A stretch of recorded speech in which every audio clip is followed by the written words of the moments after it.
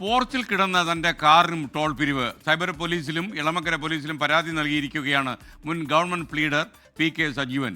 കഴിഞ്ഞ 3-ാം തീയതി വീട്ടിലെ പോർച്ചിൽ കിടന്ന തന്റെ കാർ പാലിയക്കര ടോൾ പ്ലാസ വഴി കടന്നുപോയി എന്ന് പറഞ്ഞിട്ടാണ് പി.കെ. സജീവനെ പണം പിടിച്ചതായുള്ള ഒരു സന്ദേശം കിട്ടുന്നത്. തട്ടിപ്പിന് പാലിയക്കര ടോൾ പ്ലാസയും ബാങ്ക് അധികൃതരും മറുപടി നൽകണമെന്ന് പി.കെ. സജീവൻ ആവശ്യപ്പെട്ടു. വിഷ്ണു സുരേഷിന്റെ റിപ്പോർട്ട്. സംസ്ഥാനത്ത് തട്ടിപ്പുകൾ പെരുകി വരികയാണ്. അത് വാഹനത്തിന്റെ പേരിലും വിവാഹത്തിന്റെ പേരിലും ഓൺലൈൻ തട്ടിപ്പും ഒക്കെ വർദ്ധിച്ചു വരികയാണ്. ടോളിന്റെ മറവിലും സംസ്ഥാനത്ത് തട്ടിപ്പുകൾ വർദ്ധിച്ചു വരുന്നു എന്നാണ് ഒരു പരാതി സൂചിപ്പിക്കുന്നത്. ഞാനിപ്പോൾ നിൽക്കുന്നത് ഇടപ്പള്ളിയിലുള്ള മുൻ ഗവൺമെന്റ് പ്ലീഡറായ പി.കെ. സജീവന്റെ വീട്ടിലാണ്. ഈ സംഭവം ഇങ്ങനെയാണ്.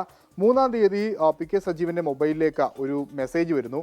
നിങ്ങളുടെ വാഹനം പാലിയക്കര ടോൾ പ്ലാസ കടന്നിരിക്കുന്നു, അതുകൊണ്ട് ഫാസ്ടാഗിൽ നിന്ന് 90 രൂപ പിടിച്ചു എന്ന് പറഞ്ഞാണ് മെസ്സേജ് വരുന്നത്. പക്ഷേ 3-ാം തീയതി 11 മണിക്കാണ് അദ്ദേഹം ഈ വാഹനം പുറത്തേക്ക് തന്നെ ഇറക്കുന്നത്. 8:10 അദ്ദേഹത്തിന് ആ മെസ്സേജ് വരുന്നത്. പിന്നാലെ തന്നെ അദ്ദേഹം അതുമായി ബന്ധപ്പെട്ടൊരു പരാതി സൈബർ പോലീസിൽ ആദ്യം ഓൺലൈനായി രജിസ്റ്റർ ചെയ്തു, പിന്നീട് സൈബർ പോലീസിൽ നൽകുകയായിരുന്നു. എന്താണ് സംഭവിച്ചത്? ഒരു വലിയ തട്ടിപ്പ് സംഘമാണോ?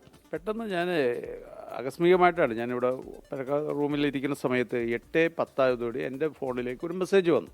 ഞാൻ പെട്ടെന്ന് വായിച്ച് പാലിയക്കര, അത് 2 തരത്തിലാണ് ഞാൻ അതിനെ ഭയപ്പെടുന്നത്. കാരണം എൻ്റെ വണ്ടി പാലിയക്കര ഇവിടെ കിടക്കുമ്പോൾ പാലിയക്കര പാസ കടന്നു പോവുക എന്ന് പറഞ്ഞാൽ അതൊരു ക്രൈം കോൺസിക്വൻസ്. അതിൻ്റെ കോൺസിക്വൻസ് അത് ചിലപ്പോൾ ഒരു പക്ഷേ ഒരു ക്രൈമിൽ ഇൻവോൾവ് ആയാൽ ഞാൻ അതിന് സമ്മാനം പറയണം. ഉടനെ തന്നെ ഞാൻ സൈബർ സെല്ലുമായി ബന്ധപ്പെടുകയും അവർ പരാതി കൊടുക്കാൻ പറഞ്ഞു. ഞാനത് ഓൺലൈനിൽ പരാതി കൊടുത്തു.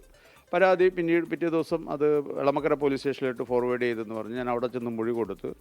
പോലീസിന് അത്ര വലിയ ഉത്സാഹമുണ്ടെന്ന് എനിക്ക് തോന്നിയില്ല. കാരണം അത് കഴിഞ്ഞ് ആ പരാതി അവിടെ എഴുതാൻ ചെന്നപ്പോൾ തന്നെ പോലീസ് പറഞ്ഞത് ജൂറിസ്ഡിക്ഷൻ ഇവിടെ നിൽക്കുമോ, അത് പാലിയക്കര അല്ലേ നിൽക്കുമെന്ന് സംശയം. പിന്നെ അത് ഞാൻ തർക്കിച്ചപ്പോൾ അവരത് അവിടെ രജിസ്റ്റർ ചെയ്തു. പക്ഷേ ഒരു സബ് ഇൻസ്പെക്ടറെ ചുമതലപ്പെടുത്തി എന്നുള്ള മെസ്സേജ് വന്നു.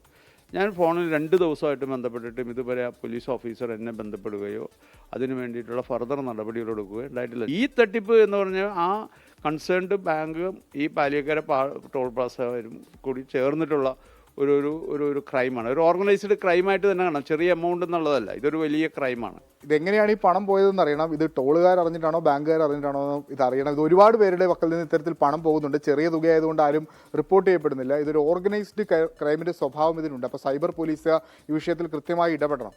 സ്വാതി കൃഷ്ണയ്ക്കൊപ്പം വിഷ്ണു സുരേഷ്, 24.